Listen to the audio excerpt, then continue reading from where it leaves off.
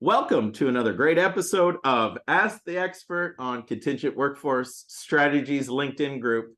And we've got a really cool topic today once again, and it's, thinking strategically about your program and the whole topic of who should be the executive sponsor of the contingent workforce programs.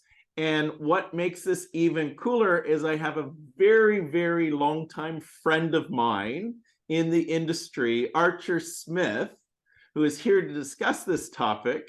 Archar, I've known, since kind of 2000 and 2008 when we all just started to evolve this industry. I remember you speaking at a conference up in Canada. It was awesome.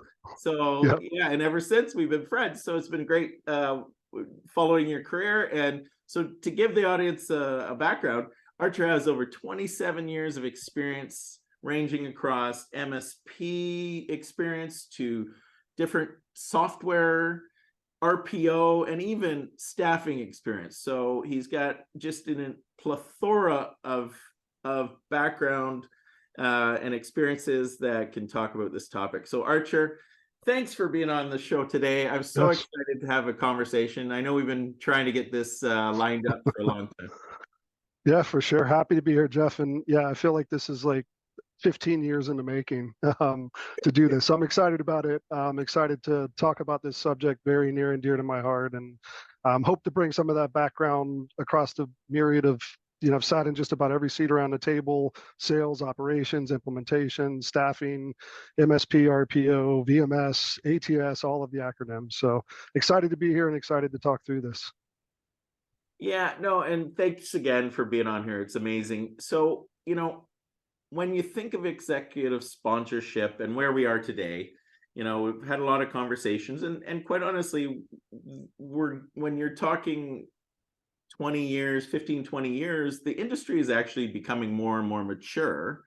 And so I wanted to kind of get into the history of what we see today. Often you're seeing procurement own a lot of the programs. You're seeing more and more HR, but traditionally it had been procurement. So, walk us through some of the history of the traditional executive sponsor and why that came to light. And quite honestly, when you talk about executive sponsorship, you got to get into the budgeting and funding models. So talk about the history of that a little bit. Yeah, sure. So rewind several decades, and Jeff, I'm sure you can remember the times where it was 200, 300, 400% markups that staffing providers were getting. Plus, there was really no discipline or standardization of contracts, et cetera. So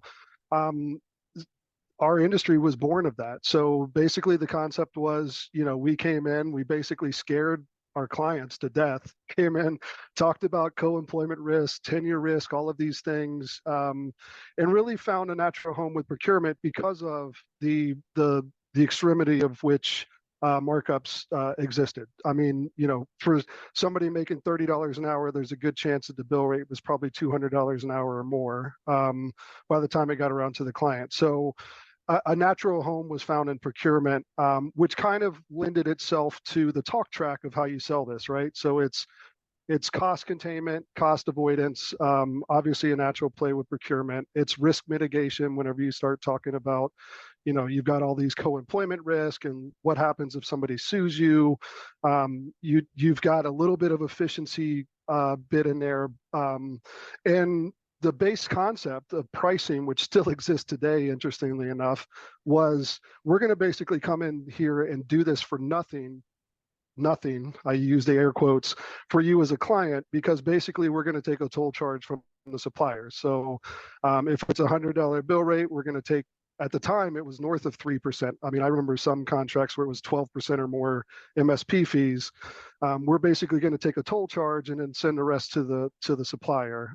So you as a client, it's no cost. We implement at no cost, which is a little bit of a fallacy. I mean, there are ways of driving down cost and making sure that cost doesn't rise over time, but that was the basic premise. So if you think about the talk track, a natural home was procurement, cost containment, risk mitigation, all of the things that procurement officers love in terms of contracts and suppliers. So that's where we found ourselves in procurement, and that's really where it existed for about 2 or more decades. We're only recently starting to see, within the last, call it 5 years or so, HR, talent acquisition, and sometimes business units coming in to be co-sponsors or at least participative in the program governance. So that's kind of a brief history, but yeah. Yeah, well, and the timing generally was kind of when we met as well in the 2008 2009 timeframe. And if you remember, it was an economic downturn cycle as well with the bank Yep. Yep. situation, the credit situation. And so, companies were looking for that cost savings, and it was such a enormous spend when you started to really start to centralize it. Organizations, you're right, it became, hey, how can I save $10 million for the organization? And it became, the baton was given to procurement to do that at the time. From that time, and it's interesting when you talk about it was risk, it was cost savings as really the ROI driver. The idea of better talent, and the talent conversation wasn't part of it in the early days. Yes, No. it was, because it was talent, but it was seen as the conversation was always about spend. And even today, you find yourselves and organizations talking about spend versus talent, right? Exactly. And I think, like you're saying, you're starting to see 2 decades later, and quite honestly, the way the demographics are playing into this, where there just is going to be a perpetual skills shortage, even with the downturn. Companies are saying, well, wait a second, the contingent workforce plays a part into our talent strategies. And so you're hearing that word, getting talent. And that's quite honestly why I think direct sourcing is even coming to the forefront as well. And I'm not sure what you're hearing with clients when it comes to direct sourcing. Even in the downturn, when they may not be trying to source people, they are still implementing direct sourcing programs. Yeah. Are you seeing that? Yeah. Yeah, I have. I think the messaging around direct sourcing has been really confusing. And this was the same case whenever RPO came out. Back whenever RPO first came out, you asked 10 different people, you got 10 different definitions. It could be, hey, I'm working on a rec for a client and therefore it's RPO, to the extremity of, we're going to outsource everything to an outsourced provider to recruit for us. And I think the same is true in direct sourcing, because direct sourcing has had a few different connotations. One has been the notion of, I as a manager have the ability to go in and find talent and place them on my own recs. That's one iteration of direct sourcing.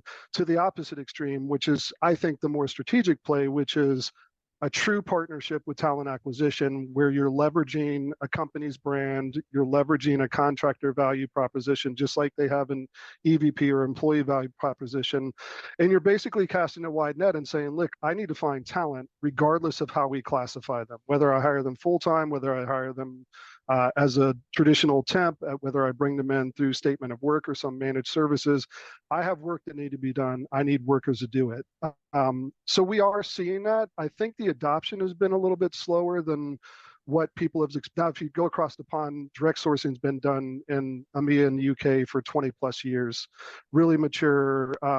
There are different flavors there. Sometimes it's master vendor, a little bit of a flair. Say you tend to see a lot more master vendor that, yes, directly sourced is through one of the vendors that is running the program, right? Yeah. Exactly. And I think part of the adoption, and I know we're going to talk a little bit about this, I think part of the lack of adoption is caused by the wrong types of executive sponsors of the programs, or at least not having the right people at the table. And I also think it's been sold the wrong way in a lot of cases. It's been sold as a cost savings lever, because again, you think about it, our audience traditionally has been procurement. It's a natural message to procurement. For me, direct sourcing, yes, there are some potential cost savings there, but that's a secondary benefit. The real benefit is access to talent, and access to qualified talent, access to interested talent, because this is talent who if you do this correctly, have been cultivated specifically for that organization and have expressed some sort of interest. They understand the mission charter. They want to work for that company.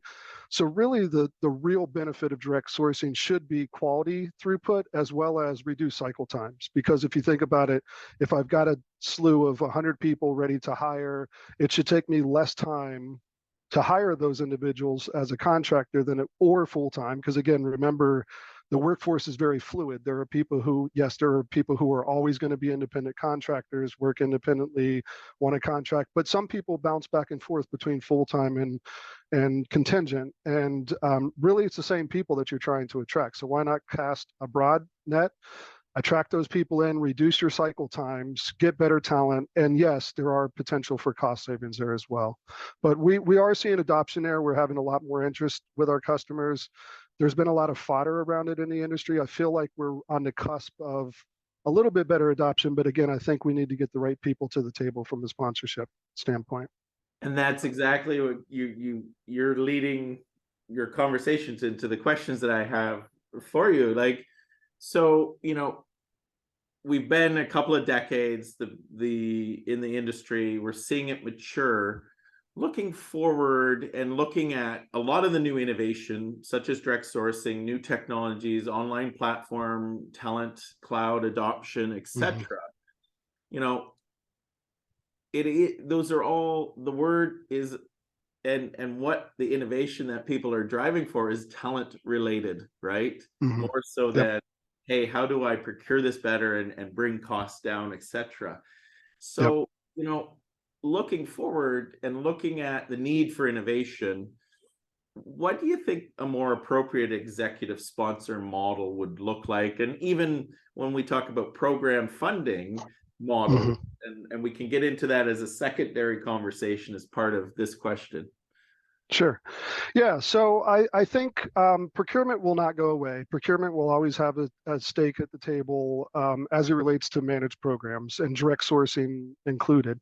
I think the missing link has been we've started to see more and more HR and talent input into programs, but the sponsorship still isn't the CHRO. And for me, if I look at an organization and if I look at the executive suite, who is most likely to have an interest in the strategy of human resources, whether they're direct employees or whether they're contingent employees or SOW or wherever you get them from, who's going to be more invested in that as part of an overall strategy? And my answer would be the CHRO. I think it's a natural place for an executive sponsor to sit, because if you think about the role of the CHRO, that yes, they're worried about the care and feeding of their employees, all of the life benefits, et cetera.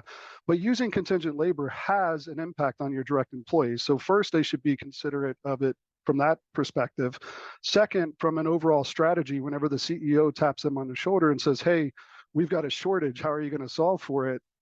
Contingent labor is not going away. In fact, if anything, the utilization is going up. I mean, I know you'll remember, Jeff, it used to be like 10% of the population. Now it's approaching 20, 30%. You have companies, out there, tech companies that are at 50% or above using non-employee talent. And I think that's the important thing, is there's a lot of different categories of non-employee talent. And for me, if you look around the executive table, the CHRO is going to be the one who would have the most vested interest and the one who has the ear of the CEO to be able to go and say, hey, I can get you this talent, but part of what we need to do is not only hire individuals, but we need to be really thoughtful and really strategic about how we approach our non-employee utilization to make sure that we're maximizing that. I think so. Bottom line, I think the CHRO is a natural executive sponsor for a multitude of reasons. And as far as funding, we are starting to see a little bit of a shift where clients are funding at least part of the program as a client-funded model. We're starting to see this in SOW. Historically, it's been really hard to get adoption in SOW for a multitude of reasons. We could talk for an hour about that, Jeff, I know. Typically, CIOs, CTOs are very powerful. They have their relationships, and I think that's great. The providers haven't, really seen the full benefit of that. So we're starting to see clients shift around things like SOW and even to some degree direct sourcing around client-funded models, where they're starting to look at how can we be more thoughtful about making sure we're funding this properly to make it a talent play. And I'm always careful to differentiate. Whenever I talk about total talent in our context, I'm talking total talent acquisition, because total talent management is a completely different thing.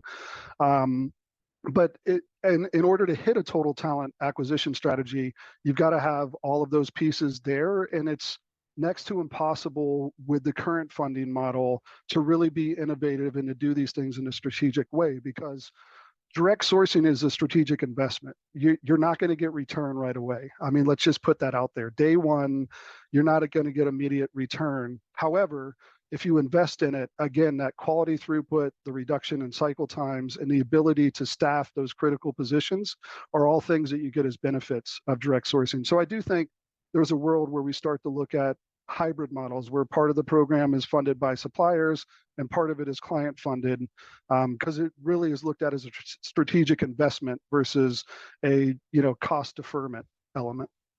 Yeah, and I've always thought of direct sourcing, right, as similar to an RPO when you Mm-hmm. think about it. And when organizations go to outsource the recruitment process of their full-time staff, there is an investment made, right? Yep. Investment in technology, Yep. investment in people to recruit, i.e., Yep. the curators in our speak, I guess. Yeah. And so there's an investment that's there on a, from the client side, and it's not just a vendor funded model. It isn't a vendor funded model, right? And Yeah. so, when you think about that, to allow for the investment and cost involved in building that out, you'll see longer term returns, but Mm-hmm. typically there's needs to be that business case to build it out. And it's not natural for procurement to build a business Right. case and ask for money about bringing Yeah. talent into the organization, right? It's not, Exactly. they're usually trying to push cost out. Yep. So yeah, it is an interesting discussion. The other part, when the CEO taps the CHRO on the shoulder and says, how many heads do we have across our organization? Yeah. That's usually a very difficult conversation for the CHRO to Yeah. have, because they'll say we have 4,000 people, and the CEO Yep. knows that they have 16,000 Yeah. people across the organization. So the majority Yeah. tended to be temp in some cases, and it almost makes HR look foolish that they Yeah. don't have those numbers. And Yeah. so it's almost just a natural fit when it comes to the conversation around people, that Yep. it fits not only from the ability to build the business case, but also to manage that after the fact. And I do Yeah. like that you say it's total talent acquisition in our space, because it really is. We're Yeah. not typically managing people on the back end, Yep. right? Exactly. Yep. Yeah. No, that's exactly right. Yeah, and I know we'll talk a little bit about kind of how do you action some of this stuff, but you alluded to something that's really part of that, which is the data element, which is the natural first step, right? Like, I always tell people that are interested in this, it's like you don't have to dive head first. You don't have to go immediately into this big, grandiose notion. You can dip your toe in the water, and a good place to start that is first do an assessment of where you're at. And that assessment is not just a what do we have in place? It's also a cultural and risk assessment. It's important that organizations know, every organization has a different risk threshold. It's important that you know what that is. It's important you know what change management looks like within your organization, and that you don't try to buck that. And a natural first step is just to get some systems in place and some policies in place to be able to get, most companies have at least some level of reporting on their FTEs.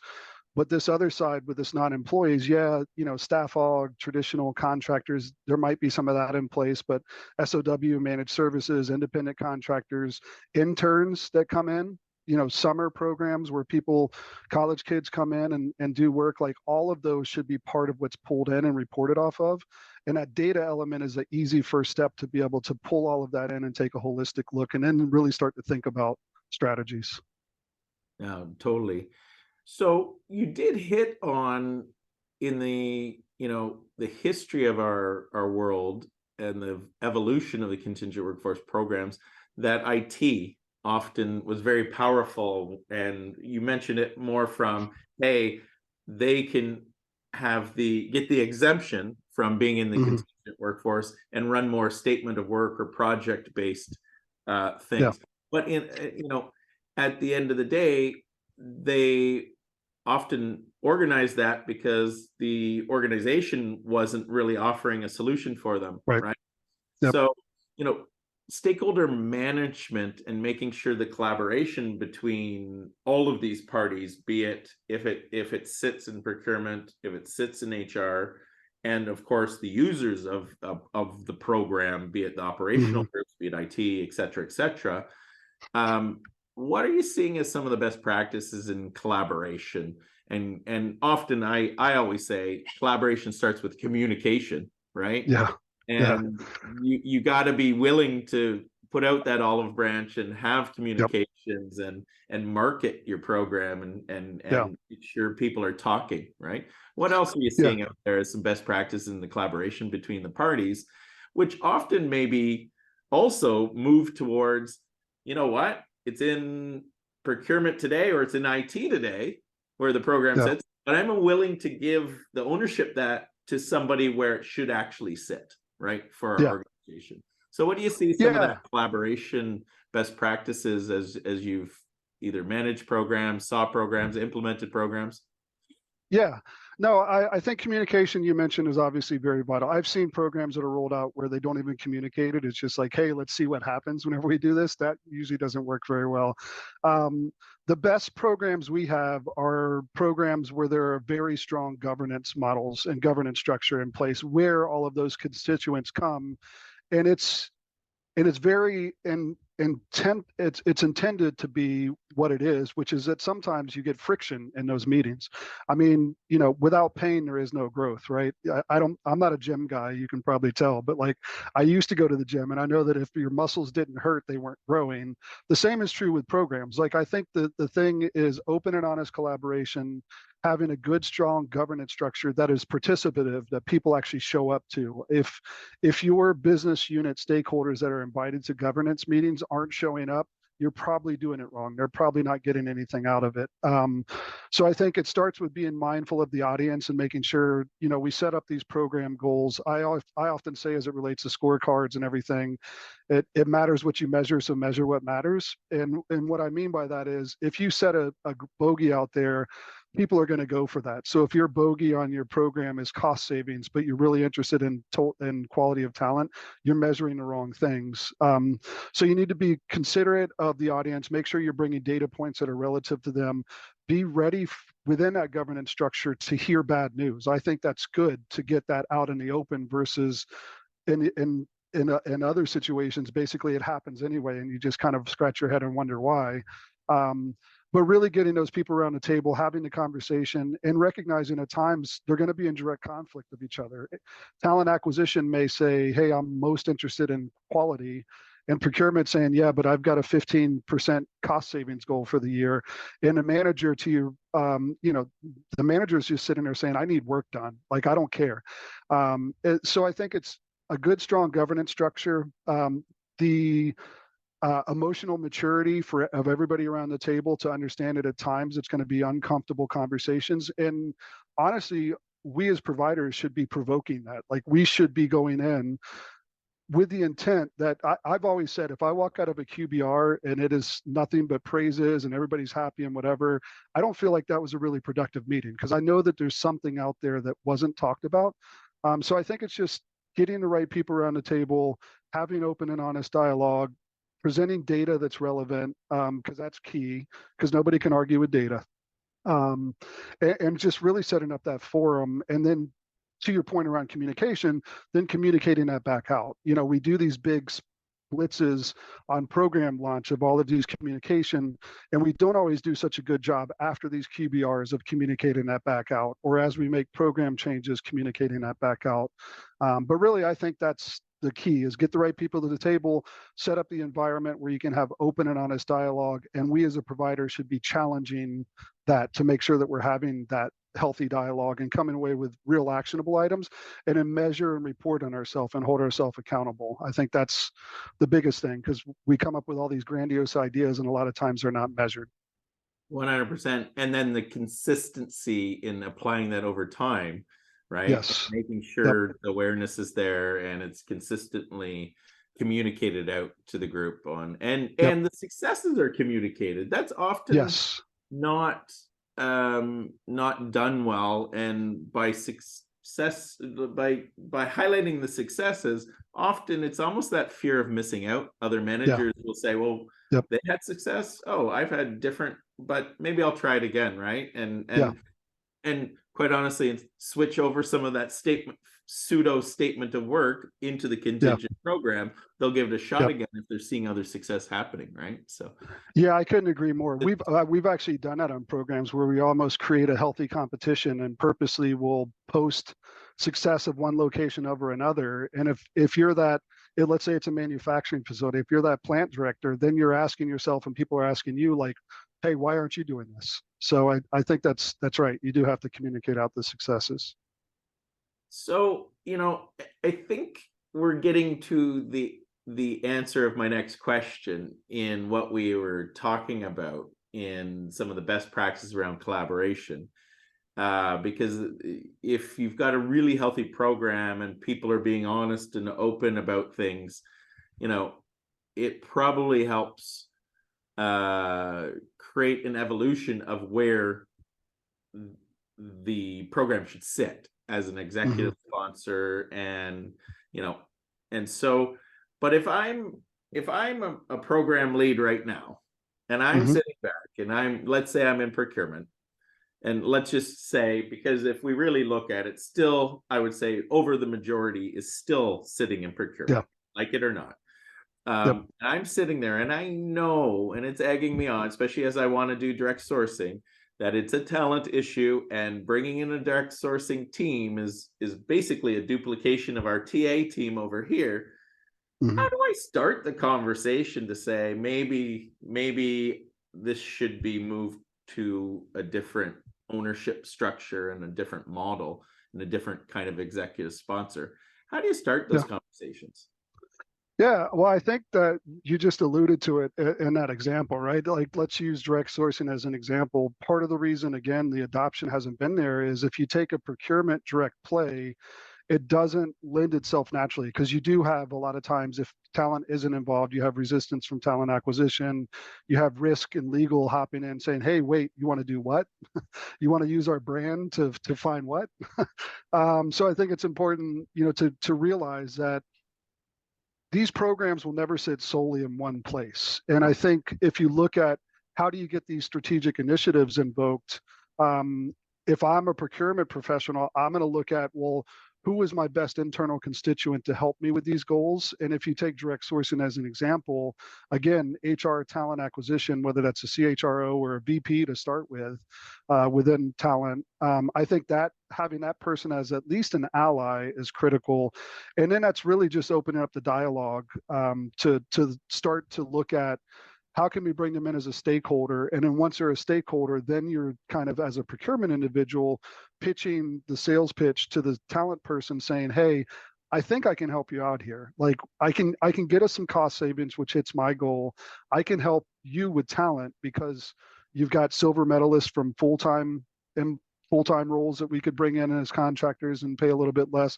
We may have contractors that may work out as full-time employees and help you out in your direct sourcing. So I think it's just start with opening up the dialogue. And there's also has to be kind of a self-assessment to realize, to your point earlier, procurement isn't in a place typically to create a business case for investment and spending cash. They're more in a place of how do I save cash? So I think it's recognizing that and saying, who can help me with this journey? If I want to do direct sourcing, if I want to be strategic about how we leverage this, if I really want to look at our utilization of staff aug versus SOW, maybe we're overpaying in some cases for SOW or managed services, who can help me in that journey? And I think one is talent acquisition, because obviously it sits naturally within their remit. The second is, to your point earlier around CIOs, CTOs, business unit owners, it's really getting in front of them too and helping them come and say, hey, look, I'm not trying to change what you do. I know that you still need to get work done, but I think if we work together, we're going to be able to do this better, quicker, faster. And oh, by the way, we might be able to save a little bit of money. So it's really just, to the point earlier, communication starts it all. Actually, let me back up. the first step is realization that you can't do it on an island. And as much as a CPO would want to drive that, they're going to need buy-in from talent. So even if they're not an executive sponsor, they need to at least get them to partner in order to hit some of those objectives. And that takes building relationships and doing all the things that we do every time we go to conferences, Jeff. Yeah, and as we talk about this is theoretical. In reality, sometimes the participants have to be willing, right? And so Exactly. how do you get them to be willing? Yeah. Is build relationships. That you Yep. build relationships, build bridges, and then typically the business cases or you're selling the concepts usually become easier Yeah. because there's trust between the parties. So building relationships is important. It's really, yeah. Yeah, So, relationships and the good old whiff 'em. What's in it for me? Like it's always a good way to approach every conversation, whether it's us as a provider talking to the client or whether it's a procurement person talking to HR. Like, what's in it for them? Why do they want to talk to you? I mean, you have to tailor the message, but you're not going to get it done alone. I mean, nobody. This is not a solution that will ever sit in one distinct area. It's always going to require, because it touches so many different areas, it's always going to require that relationship, the collaboration, in addressing the what's in it for me and recognizing that sometimes, again, they're going to be in direct conflict of each other, but there is a way to get everybody a win out of that. and there we have it. This has been one of the easiest conversations I've had, Archer. As always, our conversations have been amazing over the years, and I'm so happy to be able to share it with our audience. So thank you for your Happy to time be here. in talking about this topic, about executive sponsorship and funding models for the contingent workforce programs. Yep, happy to be here. Enjoyed it and look forward to do it again.